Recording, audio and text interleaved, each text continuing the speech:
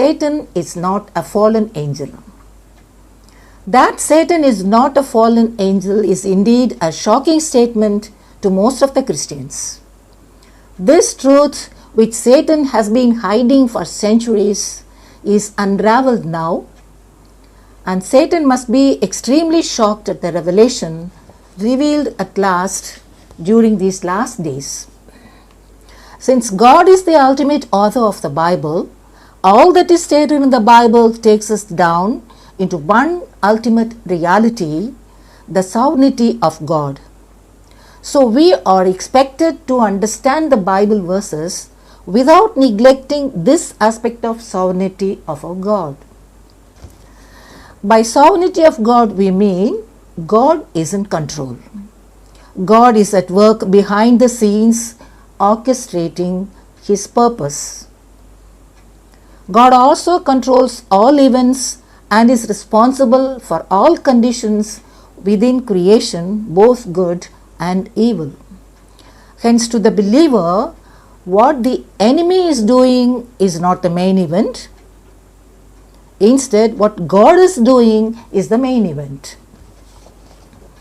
Christians traditionally believe that Satan is a fallen angel. This errant understanding has its root in the belief that God created Satan.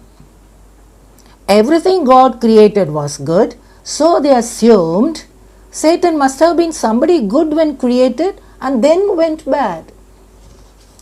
They invariably interpreted Ezekiel 28 verses 12 to 17 and Isaiah 14 verses 12 to 15 as referring to Satan. But nowhere in these verses the term fallen angel is mentioned. In the book of Ezekiel, the verses are in the center of an oracle against the king of Tyrus. The lamentation calls this ruler arrogant about his wisdom and perfection of beauty, and who thought that he was a god though he was only a human being. That the ruler was in Eden should not be taken literally. The book of Ezekiel is full of poetic images and metaphors. To Ezekiel, Pharaoh is sometimes a tree and sometimes a dragon. The adornment of precious stones alludes to Tyrus' great wealth. The wickedness mentioned about him is the iniquity of his dishonest trade. It's apparent that Ezekiel refers to an arrogant human ruler and not to Satan. When we read the surrounding chapters, these verses can be properly understood as prophecies of the doom of the city of Tyrus in Ezekiel's day. Then in the verses 12 to 15 in Isaiah chapter 14, the name Lucifer makes one think of the addressee as Satan.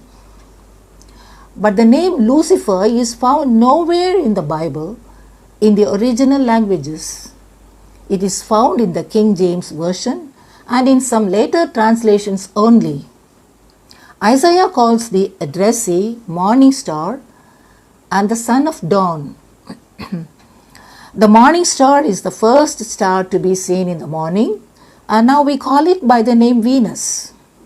Since Lucifer was the Latin word for morning star, later English translations followed the previous translations using the Latin word Lucifer, which means light bearer. Clearly in verse 12, Isaiah is referring to the king of Babylon in his day. Saying that the verses are about the fall of Satan from heaven is definitely wrong. In fact, Babylon's sudden fall is compared with great force and beauty to the fall of a star from heaven.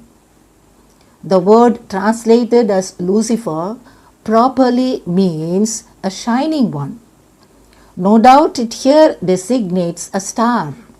So, these verses from the books of Ezekiel and Isaiah indicate the miscreants, the kings of Tyrus and Babylon, falling from heavenly elevation to ground level and not to Satan's fall from heaven. Hope it is clear that the popular theory of angelic rebellion against God has been created from the erroneous figurative interpretation of the verses from Ezekiel and Isaiah. It's also clear that in the book of Isaiah, wrong translation has played a significant role in confusing the believers. Further, the term sons of God of the Old Testament with a small g in the word God is translated as angels in the New Testament. These sons of God were the offspring of Satan and were punished for their offense, as we shall see in another arrow message. They are not to be compared with angels. Satan and the sons of God are from an altogether different source outside God. We should not allow our private interpretation to damage the sovereignty of God. We read in John 8:44 and in 1 John 3:8, Jesus telling the Pharisees that the devil has been working evil from the beginning, that is, from the beginning of his existence, not later or after some time, not after any incident or fall or any event. From the beginning, he had been a sinner. It means God never made him perfect and he started sinning later. If God made everything perfect, imperfection could not have come from perfection. In short, God did not create Satan. If God, the good God, had existed from the beginning, by parity of reasoning, Satan, the evil God, also had existed from the beginning. Just as we do not know anything about the origin of God, we do not know anything about the origin of Satan. We come to understand that God and Satan had been coexisting from the beginning. But our God, being sovereign, holds Satan under his control. Satan, being evil, attempted to dethrone God, but his attempt ended in failure, and God has been working the annihilation of Satan. God did not create evil. It is a contradiction to say that God created evil and then planned to destroy it. We must also note that angels are created by God and that they have been created for the purpose of doing the bidding of God. The angels do his bidding instantly, as evident from, for instance, in Psalm 103. If Satan had happened to be an angel, he would not have been able to rebel against God. Angels are incapable of sinning, and their delight is to love God wholeheartedly and to always serve him willingly. In the Lord's Prayer, Jesus Christ taught us the way to pray. In the model prayer, the third petition to God is, "Thy will be done on earth as it is in heaven." This petition very well confirms that God's will is perfectly done in heaven. If God's will is perfectly done in heaven, could it have been possible for an angelic rebellion in heaven?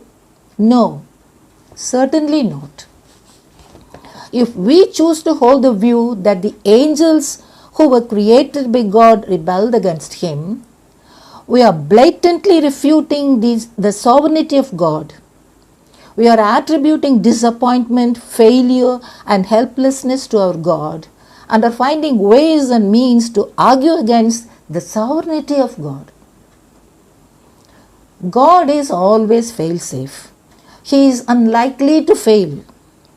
Angels cannot and did not rebel against him. We must understand that the greatest trick of the devil is to convince the Christians that he was once an angel of God in heaven. By misguiding Christians to a symbolic interpretation of a few direct passages in the books of Ezekiel and Isaiah, Satan has been indirectly involved in making them unknowingly oppose the sovereignty of God. Satan is not a fallen angel. God is sovereign and his creation was never a failure. We, the Christians, are not supposed to entertain thoughts that are unworthy of God by our erroneous notion that God's own creation rebelled against him. We must be right about God and bring our views into alignment with the sovereignty of our God. Worship is pure or base as the worshipper entertains high or low thoughts of God.